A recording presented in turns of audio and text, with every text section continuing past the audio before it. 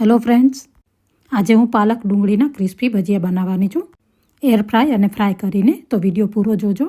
એના માટે 200 ગ્રામ પાલક લીધી છે, 2 મીડિયમ ડુંગળી, એની અંદર 1 ટેબલસ્પૂન ધાણા ક્રશ કરીને નાખવાના, 1 ટીસ્પૂન આખું જીરું, 1 ટીસ્પૂન આખી વરિયાળી, 2 ટેબલસ્પૂન તલ, 2 લીલા મરચાં, મારી પાસે લાલ હતા, લાલ સમારીને નાખ્યા છે, 1 ટેબલસ્પૂન લસણ, 1 ટેબલસ્પૂન આદું, ટેસ્ટ પ્રમાણે નિમક, 1/4 ટીસ્પૂન હિંગ, 1 ટીસ્પૂન હળદર, 1 ટીસ્પૂન લાલ મરચું નાખી સરખી રીતે મિક્સ કરવાનું. કાંદા પાલકને દાબીને મિક્સ કરવાનું, જેથી એનું મોઇશ્ચર નીકળી જાય.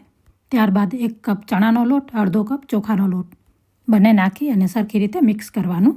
બરાબર મિક્સ થઈ જાય પછી બાઇન્ડિંગ ના આવતું હોય તો થોડો ચણાનો અને થોડો ચોખાનો લોટ નાખી અને મિક્સ કરવાનું, અને જરૂર પડે થોડું પાણી નાખી અને મિક્સ કરવાનું.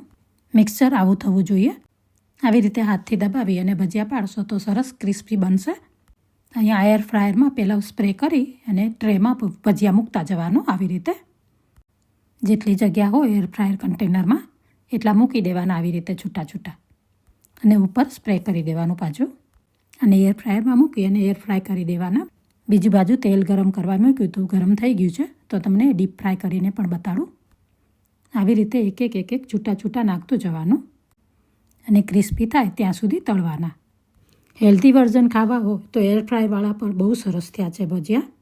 ભજીયા નાખો ત્યારે હાઈ અને પછી મીડિયમ ફ્લેમ ઉપર તળી અને જુઓ આવો કલર થઈ ગયો છે. તમને આ ભજીયાની રેસીપી ગમી હોય તો લાઇક કરવાનું નહીં ભૂલતા. જુઓ ભજીયા કેટલા સરસ થયા છે. ડીપ ફ્રાયવાળો તોડીને બતાડ્યો, હવે તમને એર ફ્રાયવાળો તોડીને બતાડું. જુઓ, ગમી હોય તો લાઇક પ્લીઝ. Thank you.